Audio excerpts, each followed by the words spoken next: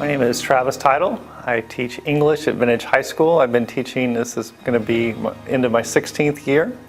I have 3 sections of Honors 9 and a regular College Prep 9 class. My mom was a teacher here in Napa for a long time, and I did everything I could not to be a teacher for a long time. I worked for General Electric.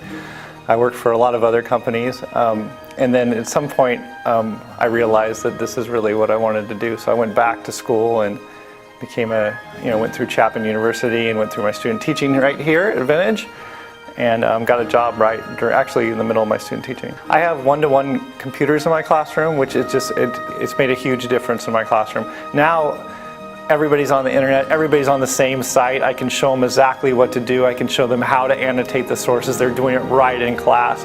They're taking those sources and putting in notes. They're hitting a button and it's creating a bibliography for them. And it's my job to kind of help filter that information and get them, they can go find it now. And I need to tell them what to do with it and how to do it and how to analyze it. And so it really changes the focus of my job. Well, if you've ever played catchphrase, which is a fun game for adults, we do vocabulary catchphrase. So they have the list of words, and so basically they're saying the definitions and synonyms and antonyms of the word to try to get the other kid, their partner, to guess the word, and then they pass it off. And the thing is, you don't want the piece of paper when the buzzer goes off, because then the other team gets the point. So it's a fun, high-energy way for kids to review vocabulary before the big test. Yeah.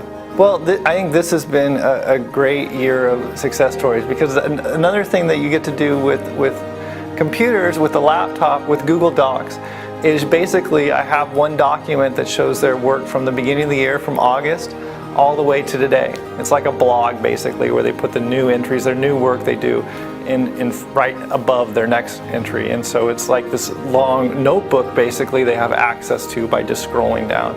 And I have kids reflect on their work all the time, and they're like, I can't believe how different my writing looks from August till now. And so I've had lots of kids say that, because we do a lot of reflection on Mondays about the work that they've done before.